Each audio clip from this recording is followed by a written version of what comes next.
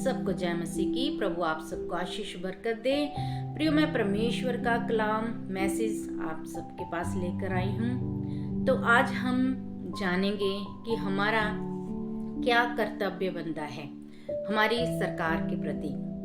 जिस देश में हम रहते हैं उस देश के प्रति, उस देश के सरकार के कानून के प्रति हमारा क्या कर्तव्य बनता है। तो आज हम बाइबल में से जानेंगे कि बाइबल का वचन, परमेश्वर का कलाम हमें क्या सिखाता है। हालेलुया।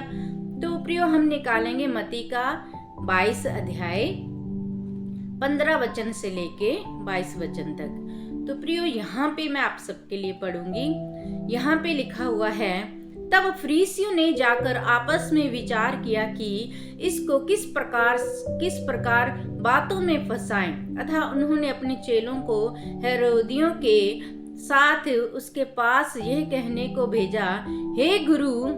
यहाँ पे ये फरीसी थे, ये यहाँ पे प्रभु यीशु मसीह के बारे में बात कर रहे हैं कि हम इन्हें कैसे अपनी बातों में फंसाएं। आप ये सुनिए कि कुछ फरीसी थे, वो प्रभु यीशु मसीह को दोषी ठहराना चाहते थे, वो फंसाना चाहते थे बातों में।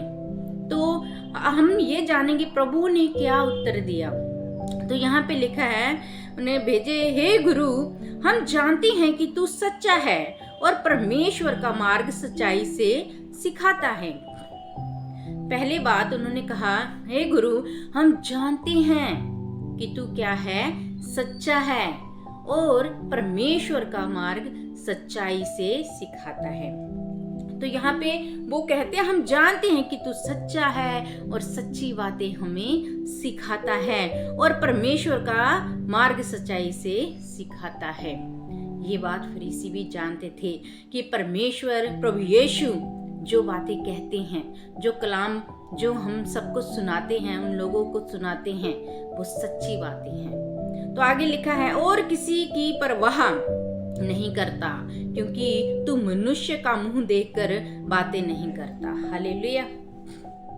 तू मनुष्य का मुंह देखकर बातें नहीं करता। तो यहाँ पे ये प्रभु के बारे में बात कर रहे हैं और प्रभु से बात कर रहे हैं कि तू मनुष्य का मुंह देखकर बातें नहीं करता और किसी से डरता नहीं। तो यहाँ पे हमें भी ऐसा ही करना चाहिए। किसी मनुष्य का मुंह देखा न्याय हमें नहीं करना चाहिए। आगे लिखा है, इसलिए हमें बता, तू क्या सोचता है, कैसर को कर देना उचित है कि नहीं। अब कैसर कौन था? ये कैसर वहां की, हम कह सकते हैं जैसे जिस देश में हम रह रहे हैं वहां का राष्ट्रपति या फिर प्रधानमंत्री, ये वहां का कैसर था। और उन्होंने प्रभु यीशु मसीह को बातों के जरिए फंसाने की कोशिश की। किन्होंने? फरीसियों ने। तो उन्होंने कहा, बता, क्या कैसर को कर देना उचित है कि नहीं। आगे प्रभु यीशु ने क्या कहा? यीशु ने उनकी दुष्टता जानकर कहा, हे कपटियों, मुझे क्यों परखते हो। प्रभु ने उनकी दुष्टता को जान लिया और प्रभु ने कहा, हे कपटियों, मुझे क्यों परखते हो, कर का सिक्का मुझे दिखाओ। तब वह उसके पास एक दिनार ले आए। उसने उनसे पूछा, यह शाप और नाम किसका है।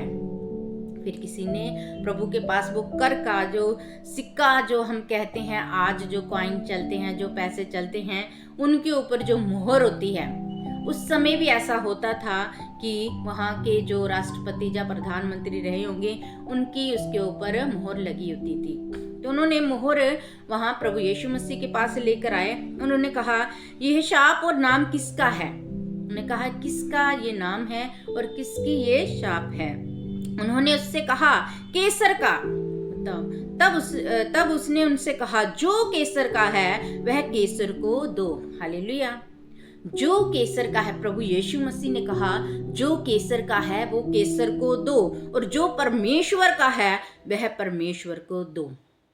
यह सुनकर उन्होंने अचंभा किया और उसे छोड़कर चले गए। हालेलुया। यहाँ पे हम क्या सीखते हैं?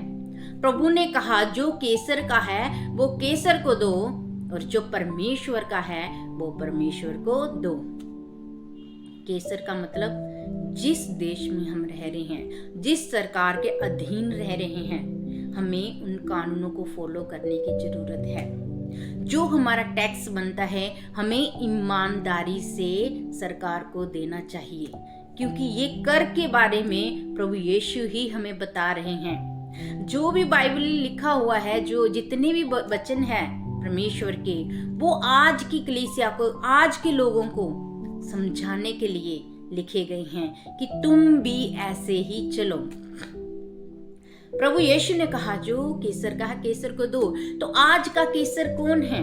जिस देश में हम रह रहे हैं, जिस सरकार का उस देश के ऊपर राज्य चल रहा है, जो राष्ट्रपति, जहाँ प्रधानमंत्री है। हमारा फर्ज है, जो कानून बने हुए हैं और जो हमारा कर है, जो टैक्स है, हमें अपना अपना टैक्स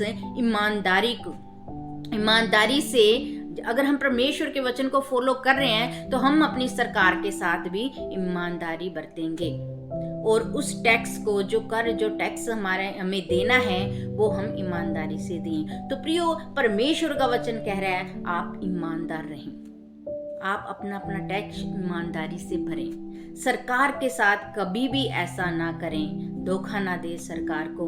परमेश्वर भी चाहता है कि आप ईमानदार रहें सबके साथ, परमेश्वर के साथ भी।